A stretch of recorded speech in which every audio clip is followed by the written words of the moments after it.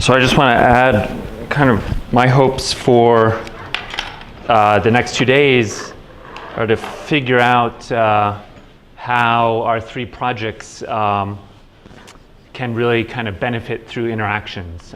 So there's a lot of potential synergy between our projects, and NIH was really generous to award these 3 projects, which have kind of on the surface very different goals, but actually at the core there's a lot of commonality. And so I think by finding ways to interact, we can just accomplish a great deal more than the original aims of our grants, and wouldn't that be fantastic? So I'm looking forward to the discussions. Okay, I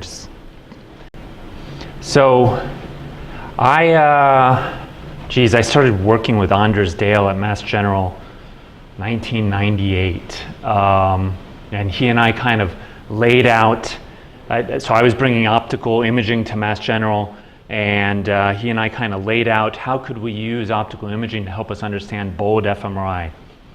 We started those discussions in 1998, 1999, and finally last year, only 16 years later, we published the paper. There was like 80 papers along the way, but we finally published the paper that linked, kind of laid out that foundation of bold fMRI that he and I discussed back in 1999. So I kind of just want to give you a summary of that because, really, at least from Anna DeVore and Anders Dale and myself, this is how we got to this Brain Initiative grant, was laying this model for the bold signal, and now we've achieved that. Now there's much more we can do with this model, okay? So we were using optical methods of various varieties to look at the vasculature in ever greater resolution to really just help us better understand the non-invasive MRI signals. And so as all of us know, bold is a very complex signal. It arises from the parametric properties of deoxyhemoglobin. And it's just the water molecules that are diffusing around those magnetic variabilities caused by that deoxyhemoglobin. And depending on the vascular size, the dephasing of the water molecule is going to be affected by the vascular size, right? So you're not very sensitive to very small capillaries, and you get growing sensitivity to larger and larger vessels, particularly with the gradient echo methods. There's also a nonlinear effect. So we have a nonlinear dependence on the oxygen saturation, and does a great job developing. So we can use this to validate those models to then help us get more quantitative information out of bold fMRI. So to do that, we have to map out the vascular network. We do that with 2-photon microscopy. We have to measure deoxyhemoglobin in the microvascular network. We're very lucky to work with Sergei Vinogradov from the University of Pennsylvania, who made this PO2 sensitive dye that allows us to map out oxygen at the microscopic scale. So that gives us oxygen partial pressure everywhere. We can combine that with the types of measurements that Anna DeVore makes, measuring arterial dilation during brain activation, and we put that into a model simulator, and so we can simulate how oxygen is being delivered to the tissue and changing over time.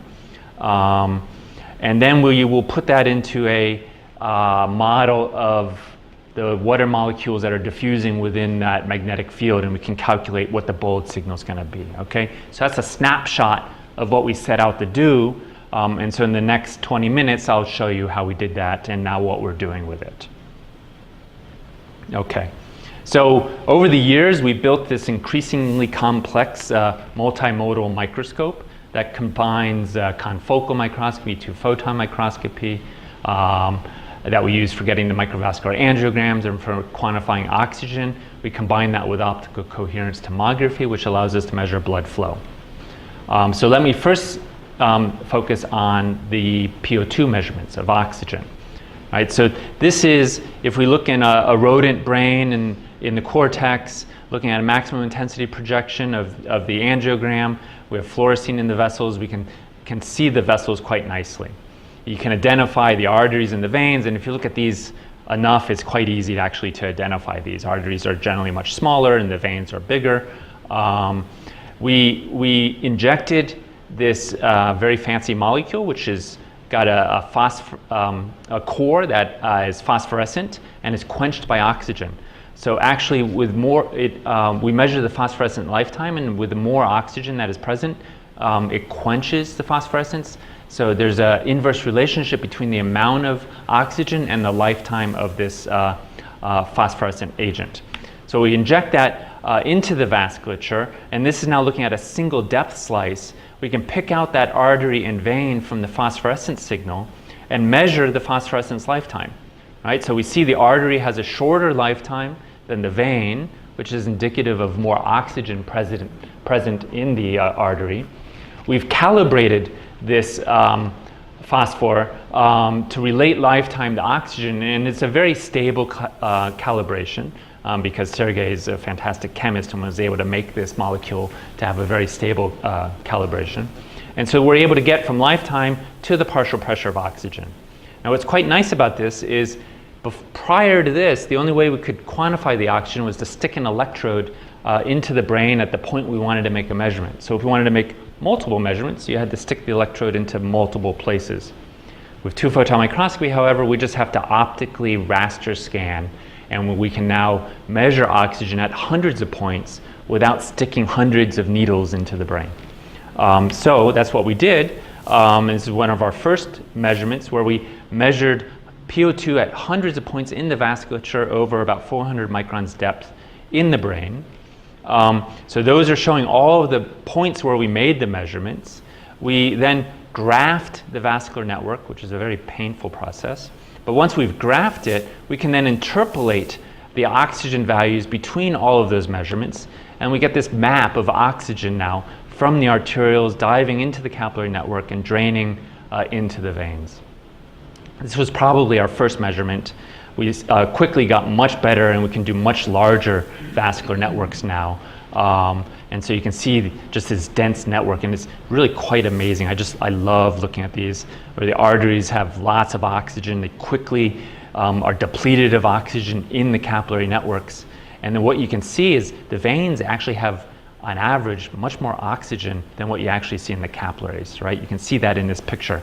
Confused us for a long time, and I'll come back to this, but some hints at this. You can actually make out some pathways between arteries and veins that maintain a lot of oxygen, right? So we'll come back to that. So this took many years, but we graphed in great detail the vascular networks of 6 rodents. And we made detailed measurements in those rodents, right? Experimental measurements, and then we did the modeling. And we're going to connect this back to bold fMRI measurements, right? So we needed these vascular networks. And we measured oxygen in those vascular networks. And so we could summarize the oxygen by plotting the oxygen saturation that we measured as a function of arterial diameter and venous diameter, right? So as the arterioles branch, they get smaller and smaller as they approach the capillaries, which are generally less than 8 microns in diameter. One of the first things that jumped out at us is that actually a lot of oxygen is delivered to the tissue before you ever get to the capillaries, right? So that's documented in the literature, although textbooks always say that capillaries deliver oxygen to the tissue. That's what textbooks say. People who do the research, they know that arteries deliver oxygen to the tissue, but nobody ever quantified how much, right? So we quantified, and actually 50% of the oxygen delivered to the brain in these rodents is actually coming from the arterioles, right? So that was quite fascinating to see. Something else that's interesting, and this was really curious, the smallest venules have very low oxygen saturation. And as you go downstream in the venules, it actually increases. And so that was very curious. So, as a physicist, originally with fMRI models, I thought of a single artery feeding a single capillary, feeding a single vein, right? And so mass conservation would dictate that I have a lot of oxygen in the artery, less oxygen in the capillary, and even less oxygen in the vein, right? Mass conservation. but in reality it's much more complex, right? So we had to give up being a physicist with a simple model and realize, actually it's not a serial pipe model. The microvascular network has this very complex topology. And the capillaries in particular, connecting the arteries to the veins, you have some pathways that are very short, and then you have many, many, many more pathways that are very long. And what happens is the short pathways carry a lot of oxygen and have high flow, right? Whereas the many more capillaries with long pathways actually deliver a lot of oxygen to the tissue and therefore have very little oxygen left once they reach the veins. And it's that convergence which is resulting in this downstream increase of oxygen in the veins, right? Because what's happening is those capillary thoroughfares, those short paths through the capillaries, are delivering more and more oxygen into the veins as we go downstream. Okay, so we really wanted to then look more at the capillaries. I mean, this implies that the capillaries on average have much lower oxygenation than the veins. Right, okay. So when we looked at the capillary segments, indeed that's what we found. So venous PO2, or venous oxygen saturation, if you study this, is always between 60 and 70%. You know, it's fascinating to me. I've studied this for 20 years. You could be an animal, you could be a human, you could be a newborn, you could be an adult, you can be having some neurodegenerative issues. Your venous oxygen saturation in the brain is almost always between 60 and 70%. But it just fascinates me that my wife studies developing human infants, and blood flow triples in the first year of life, but that venous oxygen saturation is always between 60 and 70%. There's this tight coupling, between blood flow and oxygen consumption. But when we look at the capillaries, it was much smaller. So for about a year, we thought our measurements were wrong, right? How could this be? But it was because of this heterogeneity of oxygen delivery through the capillary network that I was talking about, all right? So it really implies to me that there's this mechanism of regulating oxygen delivery to the brain that we haven't yet really discovered. And I think people are beginning to figure it out, and they're talking about parasite control of capillaries, right? So we have, the only way we could have this sort of observation is if we have a few capillaries that have high flow and high oxygenation, whereas the vast majority of capillaries have low flow and low oxygenation, right? So those low flow capillaries are giving up all of their oxygen pretty much to the brain, and so that's why we see this spatially averaged oxygenation that's very low. Right, so to really confirm this and to get more at the mechanisms of this, we need a way to measure blood flow in the microvascular network. And so we've been developing optical coherence tomography to do that. So optical coherence tomography is the analog of ultrasound and Doppler ultrasound imaging, but it uses light rather than sound, and so you can get microscopic resolution. And if we just look at the backscatter signal from OCT of the brain, you get a scattering signal. There's not much interesting structure there. But if we look at Doppler mode, you can see blood that's flowing towards you in red or blood that's flowing away from you in blue. So that's the Doppler signal. And when we sweep that over volume, we can get this amazing angiogram of the microvascular network. And we can actually go in, and at any one of these vessels, we can quantify blood flow, right? So now I don't have time to really delve into all of the really cool things we've been doing there, but we get these angiograms, we can quantify blood flow, we can track the passage of red blood cells, we can even look at the motility of organelles inside cell bodies, right? But what I want to focus on is how we're using those blood flow measurements in our vascular graphs to now start to build this model of the BOLD signal. Right, so we have this microvascular network, and we can calculate blood flow through this microvascular network, right? So you treat it just like an electrical circuit, You have resistance for all of the segments of the microvascular network. You have the pressure boundary conditions, so you can calculate flow in all of these vascular segments. We've measured flow, and so we can use that to constrain our calculation for these large vessels, and that helps quite a bit. So that allows us now to calculate for each one of our microvascular networks what the flow is in nanoliters per minute for each one of these vascular segments.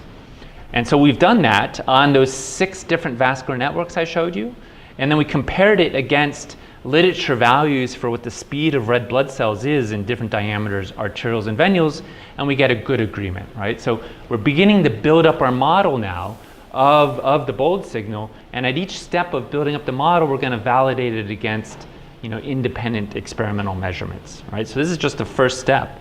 We have this angiogram, we constrain the blood flow, we calculate blood flow everywhere else, and compare it against literature values.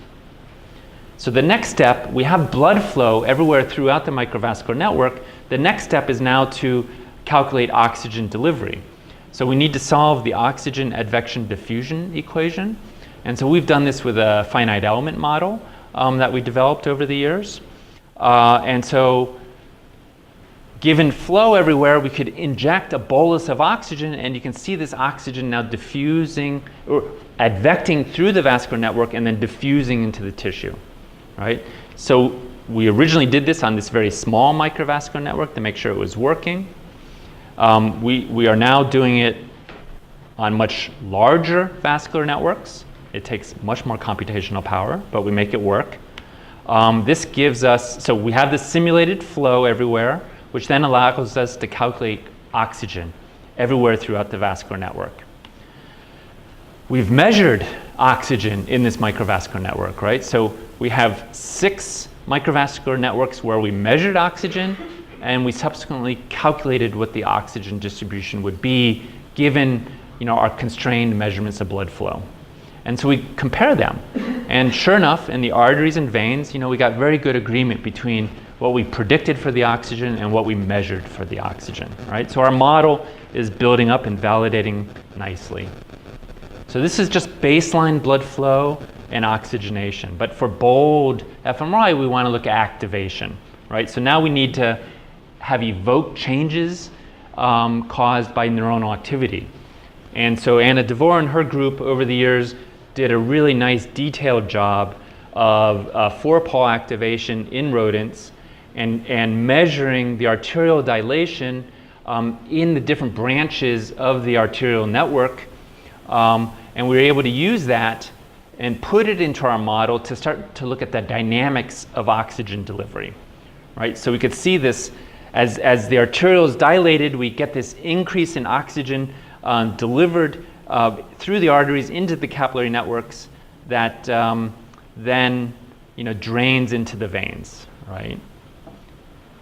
So we simulated that, right? So we could then really quantify what the SO2 changes are in the arteries, capillaries, and venules, right? Much smaller in the arteries because SO2 is already very high, so it can't increase very much, right? But bigger in the veins because SO2 there is low, and so that blood flow increase now delivers much more oxygen into the veins, okay? Now, in parallel with these measurements, we actually spent a lot of time making measurements of oxygen changes in the arterioles and venules using this oxygen-sensitive dye. So we had already measured what the SO2 changes and partial pressure oxygen changes would be in the arteries and veins, and we got measurements like this. So the arterioles, we saw small changes, and the venules, we saw bigger changes. So then we compared the simulated changes with the experimental changes, and we found reasonable agreement, between the arteries and the venules, okay? So we're validating our model step by step. We did baseline, now we validated the evoked changes. This has given us now what the deoxyhemoglobin content is in every microvascular segment at every instant in time in response to neuronal activation, right? So now we can finally come to the point of modeling the BOLD signal, right? So we need deoxyhemoglobin at every point in space. We can then calculate what the magnetic susceptibility is what the perturbation to the magnetic field will be at every point in space. So we do that convolution.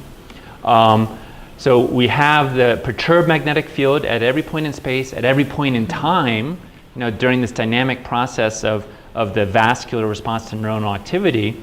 And so we can now, at every point in time, calculate what the dephasing of the magnetic moments would be and how that would then change the bold signal. Right? And we do that just by doing a Monte Carlo simulation of water molecules that are diffusing around this microvascular network in this heterogeneous magnetic field. And we can do that for different MR pulse sequence, right? So that you can then predict what the time course would be for a gradient echo bold signal or a spin echo bold signal.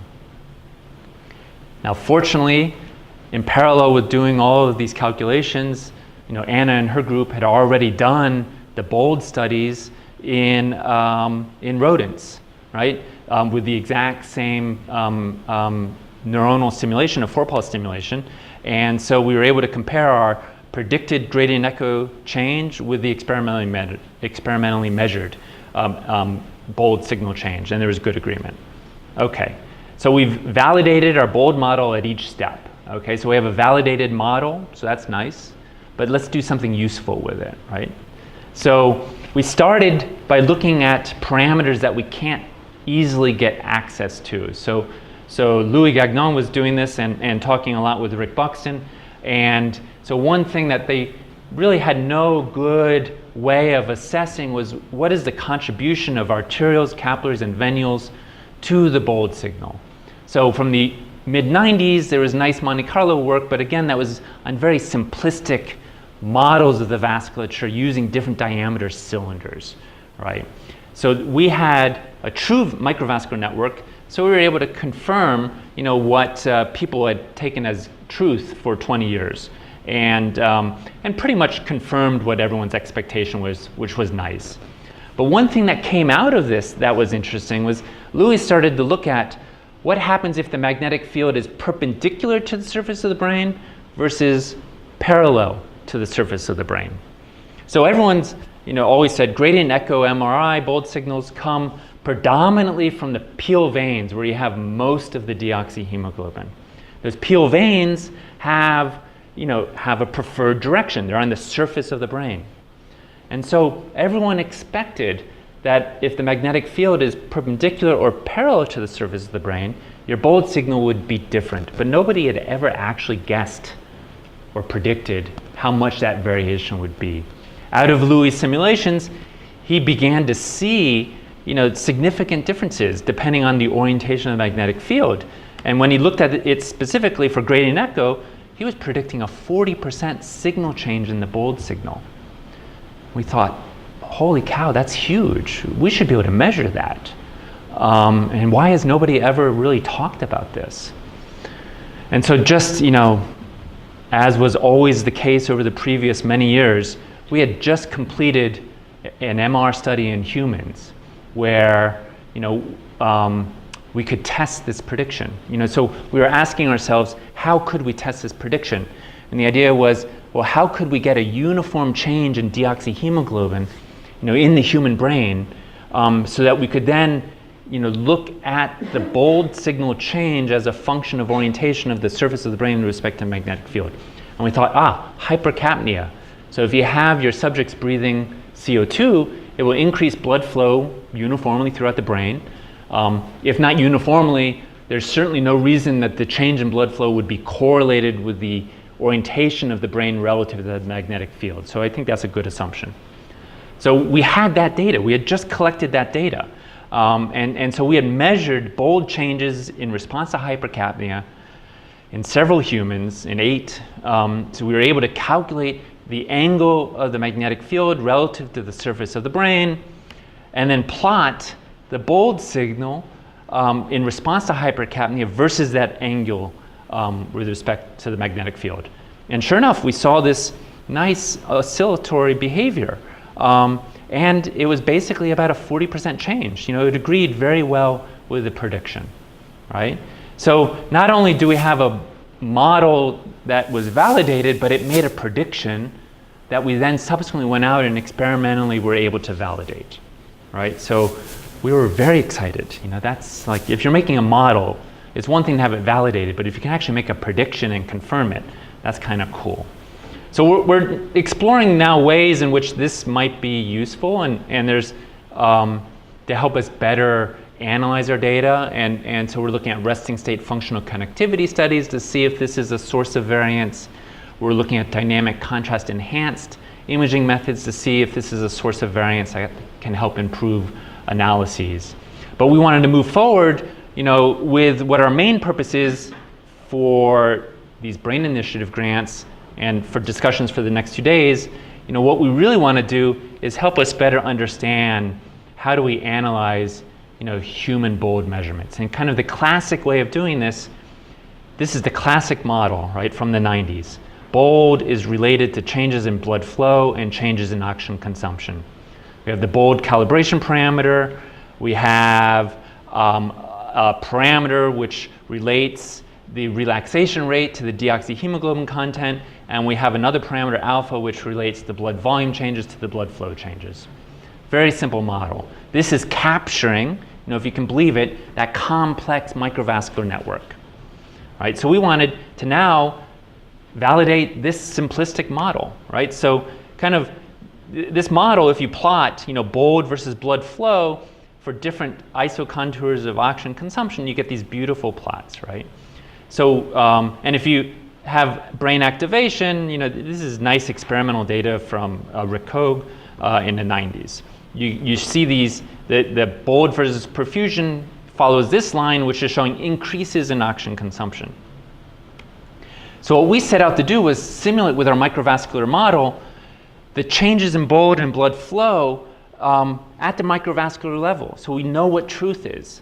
So we did this for one microvascular model, and we did it for 6 microvascular models. So each color is a different change in oxygen consumption.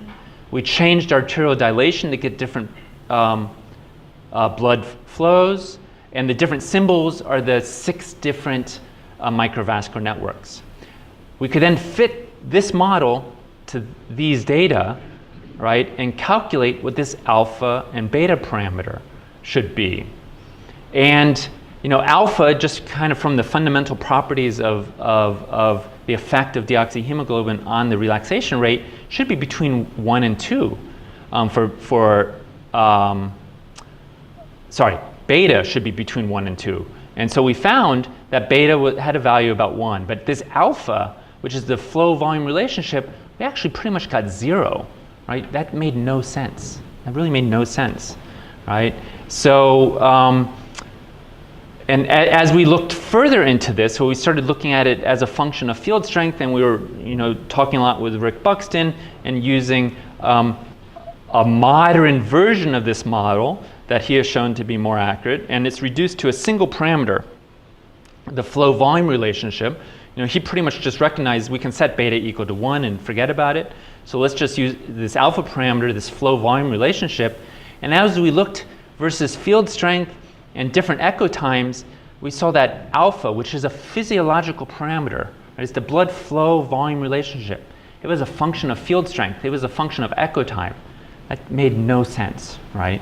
So what that basically told us was these simplistic models we're using to analyze human data, you know, they're not accurate models, but actually it turns out they can describe the experimental data. We just kind of have to forget what some of the parameters really mean, because if we have to change those parameters to correct for some of the errors in the modeling, and then we can get a good fit to the data. And so that's exemplified here. If we use the classic values and fit and try to estimate oxygen consumption, we find that we underestimate what the true oxygen consumption changes are. Right? But if we use the optimal parameters, I want to point out, I didn't show you these studies, but actually we've done a lot of optical imaging studies in humans and combine it with MR to try to more accurately estimate the evoked changes in oxygen consumption. And what we found basically with that human optical MR data was that if you used a classic bold calibration method, you underestimate oxygen consumption changes, right? So it was the same underestimation that this microvascular modeling predicted, and it's the same underestimation that Rick Buxton has predicted as well in some recent modeling papers. So what this microvascular modeling work that I'm showing you has shown is if we use the optimized parameters, then we accurately estimate what the true oxygen consumption changes are, right? And going forward over the next 5 years with Anna DeVore's Brain Initiative grant, we are now relating these accurate estimates of oxygen consumption changes and blood flow changes back to the underlying neuronal changes in excitatory and inhibitory activity. So that's 30 minutes, so I will be happy to discuss any of this.